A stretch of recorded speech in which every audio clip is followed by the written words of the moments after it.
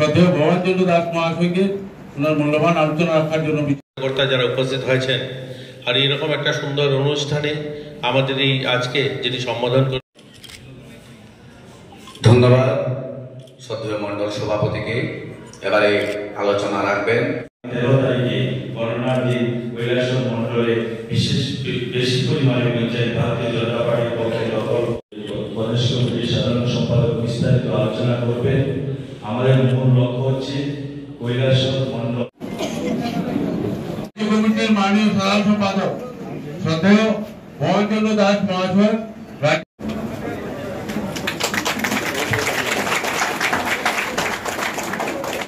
অনুরোধ করছি স্বাগত আলোচনা করার জন্য।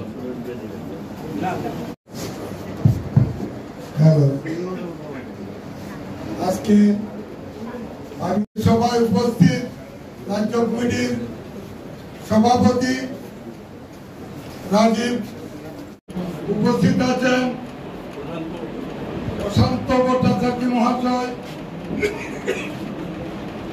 উপস্থিত আছেন সবাইকে আমি গৈরিক অভিনন্দন এবং নমস্কার জ্ঞাপন করছি। আপনারা বন্দে মাতরম, ভারত মাতা কি।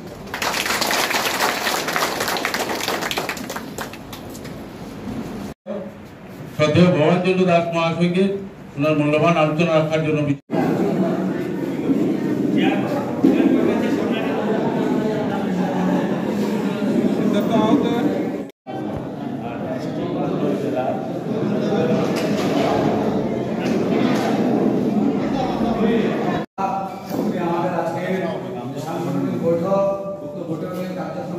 শুরু করবো।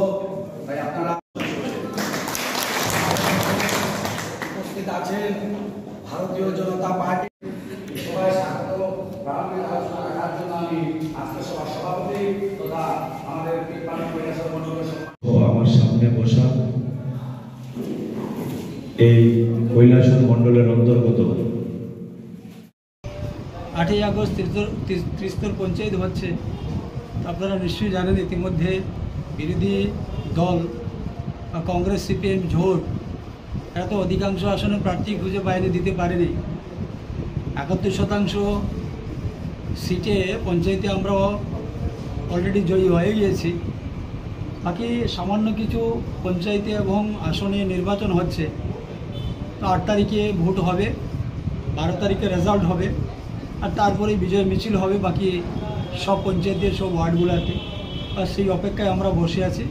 জনতা জনার্দন মোদিজির পক্ষে, ভারতীয় জনতা পার্টির পক্ষে এবং উন্নয়নের পক্ষে ভোট দেবেন। ভোটারগণ সময়ের অপেক্ষায় আছে যে 8 তারিখে আসবে আর সবাই সকাল সকাল গিয়ে পদ্ম ফুলে ভোট দেবে, সেই অপেক্ষায় বসে আছে সবাই। আজকে সাংগঠনিক মিটিংয়ে কী কী আলোচনা হয়েছে? দেখুন, সাংগঠনিক মিটিংয়ে আমাদের মূলত বিষয় নির্বাচন। আমাদের মাননীয় রাজ্য সভাপতি এসছেন উনি, তো আমাদের প্রার্থী এবং যারা সংগঠনের লোক রয়েছেন ওনারা উপস্থিত রয়েছেন। আমাদের আগামী দিনের যে নির্বাচনের প্রাক মুহূর্তে আমাদের দলের তরফ থেকে কী ধরনের কর্মসূচি নেওয়া হবে সেই বিষয় নিয়ে আলোচনা আজকের মিটিং। ঠিক মূলত আগামী 8ই আগস্ট যে আমাদের পঞ্চায়েত নির্বাচন, এই পঞ্চায়েত নির্বাচনকে সামনে রেখে আমি 3টি জেলাতে সফর করার একটা উদ্দেশ্য নিয়ে আজকে বেরিয়েছি। প্রথমে ধলাই জেলা, এখন ঊনকোটি জেলায় আছি, তারপর আমি ধর্মনগর নর্থ ত্রিপুরা জেলাতে আমি যাব। ঊনকোটি জেলার মোটামুটি পাপিয়াছড়া এবং আজকে এখন কৈলাসহরে আমরা সভা করছি। আমাদের যারা প্রার্থী, আমাদের যারা ফিলিং এজেন্ট, আমাদের যারা কার্যকর্তা, তাদের নিয়ে আমি বৈঠক করছি। বৈঠকের একটাই উদ্দেশ্য, মানুষের মধ্যে আমার কার্যকর্তাদের যে উৎসাহ উদ্দীপনা, সেটাতে আমি নিশ্চিত যে আমরা ভারতীয় জনতা পার্টি পঞ্চায়েত প্রায় 100% পঞ্চায়েত আমরা দখল করতে চলছি। অলরেডি ইতিমধ্যে আপনারা জানেন প্রায় 71% আমরা বিনা প্রতিদ্বন্দ্বিতায় জয়ী হয়েছি এবং বাকি যে আসনগুলিতে নির্বাচন হচ্ছে সেখানেও ভারতীয় জনতা পার্টির জয়লাভ হবে, সেটা আমি মনে করি। শহর বিশেষ করে যেখানে আমরা দাঁড়িয়ে কথা বলছি, এই রাজ্যের একটা ব্যতিক্রমী বিধানসভা। 2018 সালে বা 2023 সালে সরকারি বিরোধী ভোট হয়েছে এখানে, কিন্তু আমরা যদি দেখি আমাদের এই রাজ্যের যেভাবে সরকার 5 বছর গরিব মানুষের জন্য করেছে, জল হোক, ঘর হোক, বাড়ি বাড়ি ইলেকট্রিসিটি পৌঁছানো হোক, শৌচালয় হোক, প্রধানমন্ত্রী আবাস হোক, সার্বিকভাবে যে উন্নয়নের কাজ করেছে, কৈলাসহর অনেকটা পিছিয়ে ছিল। কৈলাসহর, টিলাবাজার সহ বিস্তীর্ণ এলাকা 10টা পঞ্চায়েত যেখানে কংগ্রেস পরিচালিত ছিল, সেখানে সেইভাবে মানুষ সেগুলোর যে সঠিক যে মানুষ বেনিফিশিয়ারি যারা পাওয়ার কথা তারা পায়নি, এবং সেগুলো পেতে গিয়েও যারা পেয়েছে সেগুলোতেও মানুষকে রিশ্বত দিতে হয়েছে, ঘুষ দিতে হয়েছে। এবার মানুষ কিন্তু গোটা রাজ্যকে দেখেছে, 2023-এর বিধানসভা দেখেছে, লোকসভা দেখেছে, এবং মানুষ মন বানিয়েছে যে এবার কংগ্রেসের বিরুদ্ধে মানুষ ভোট করবে এই সমস্ত পঞ্চায়েতে।